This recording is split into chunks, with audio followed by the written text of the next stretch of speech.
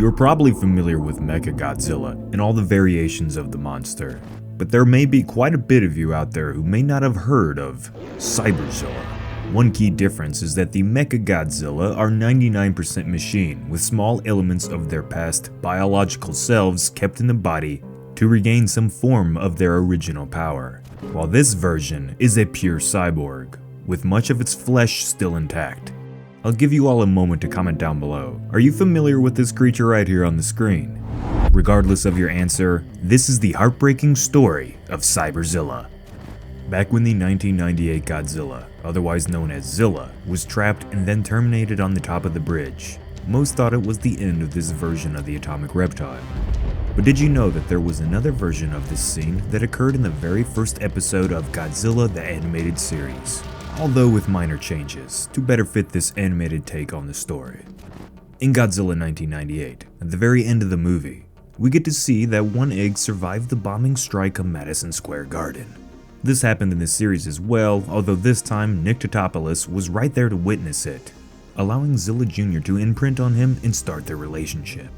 A relationship that would be tested multiple times during this series, but none so much as when the original Zilla returned. This time as CYBER-ZILLA.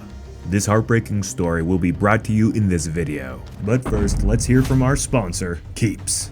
So guys, do you ever feel a little self-conscious when you're out and about and then you come across the guy with the long, beautiful, flowing hair, while your hairline is heading towards the endangered species list? Well, Keeps is here for you. Without ever visiting a doctor's office, you can get expert care delivered straight to your door, all for about half the cost of what it would take through traditional pharmacies. But let's say your hair isn't all that bad, you just want to take it to the next level. Keeps also has an award-winning, all-natural thickening shampoo and conditioner that will help make your hair as healthy and full as possible. And since it's the holidays, you'll be able to tell your annoying cousin with a man bun that you don't need to listen to his hipster hair treatments anymore. You're already covered with Keeps. And with a full year of expert support from medical advisors, you can show up to Thanksgiving next year and feel freaking beautiful.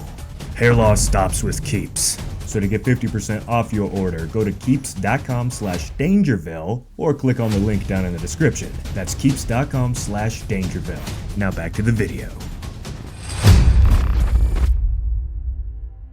In the movie, the gigantic body of Zilla was removed and taken to an unknown location to be studied, which you can learn more about in this video right here, where Al goes over the sequel to Godzilla 1998 that almost happened.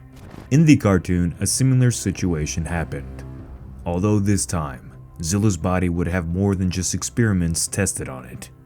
Its destiny was much more sinister. Going back to the beginning of Zilla, it never really had a fair shot at a normal life.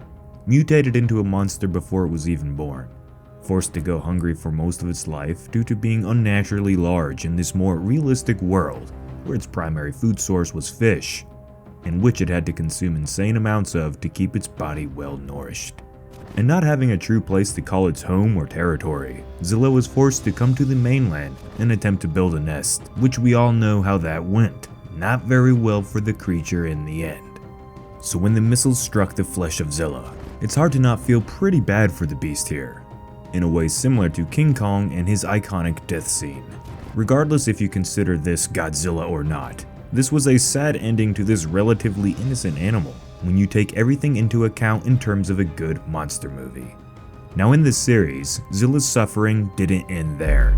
After the lifeless immense corpse was hauled off to a military base and given plenty of chemicals to keep the body from decomposing too quickly, the once mighty beast's body was set in a giant room where it was poked and prodded for the advancement of science. This went on for what we assume was many months or possibly longer while the Heat Team and Zilla Jr. saved the world from dangerous monsters over and over again in the series, until alien invaders, called the Tachyons, quickly and quietly claimed the base and body for their own in a devious plot for world domination. After some time altering the corpse and adding all sorts of cybernetic alien upgrades to the flesh and body, Zilla had become CYBER-ZILLA. Much of its flesh had decayed far beyond saving, and was replaced with robotic components that served to bring the dead creature back in a sort of Frankenstein state. Only this time, Frankenstein had a hell of an arsenal. on top of having armor and enhanced flesh. In order to handle most human weaponry now, CYBER-ZILLA had energy missiles, a cybernetic dish to bounce back wave-based attacks. And this time, the iconic blue atomic breath, finally earning its status as a true Godzilla. But we have to remember that this animal is dead. Nothing is left of the creature we saw in the movie and the beginning of the series. All this monstrosity was a lifeless weapon for the Tachyons. Nothing more than a tool. In the animated series, it doesn't take long for CYBER-ZILLA and Zilla Jr. to meet once the cyborg has been awakened. And this is where things get even more heartbreaking for these creatures. We have to remember, this is Zilla Jr.'s biological father, and the only other member of his species who had ever grown to maximum size. When they first see each other, you can tell, even for a cartoon, that Zilla was a bit shocked to see another of his kind, and probably could sense that this was his family, even though they've never seen each other prior to this point. So in the G-Man's hesitation to fight his father, the aliens take advantage of the opportunity and use their technology to capture Godzilla in a state of mind control. Now under control, Zilla Jr., CYBER-ZILLA, and an army of monsters controlled by the Tachyons attacked mankind.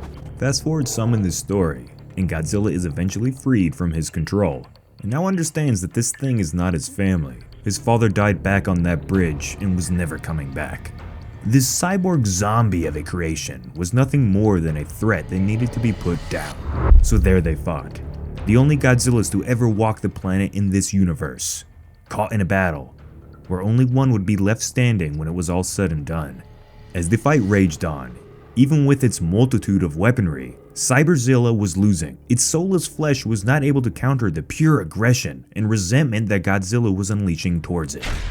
After a final atomic blast, Zilla Jr. quickly leapt onto its enemy and ripped out its robotic heart. At that moment, CYBER-ZILLA, the Godzilla from the movie, was officially allowed to be at peace, giving us a proper ending to that monster's story that even die-hard Godzilla fans may be able to respect. In a way, Zilla Jr. being forced to kill his zombie father was as tragic as a story as you can find in the rich history of Godzilla movies and shows. At the end of the day, this take on Godzilla was never meant to be a monster like the Toho or Monsterverse versions. It simply was a mutated iguana that didn't ask to have its nest used as a nuclear bomb testing zone. And in this story, it's harassed by pesky humans, while in its mind it's simply trying to survive and start a species of its own. Just to be viciously hunted and then killed. Used as a lab experiment, and then turned into an evil killing machine with no soul. To then be forced to fight its only living offspring, which if it had won, it would have destroyed its own original life's purpose of reproducing. Its mission, goal, destiny would have been done. It's all a bit sad, even for a fictional cyber zombie. In the end, this may not change your opinion on Godzilla 1998, and that's okay.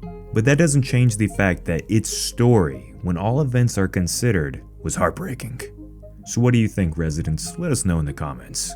If you want more content on the Godzilla animated series, like this one and my heartbreaking video on Godzilla's lost mate, like this video and stomp the subscribe button. I thank you all for sticking with me this long if you're still here in the video, and I look forward to seeing you once again in Dangerville. As always, this has been Jacob, and I will see you in the next one.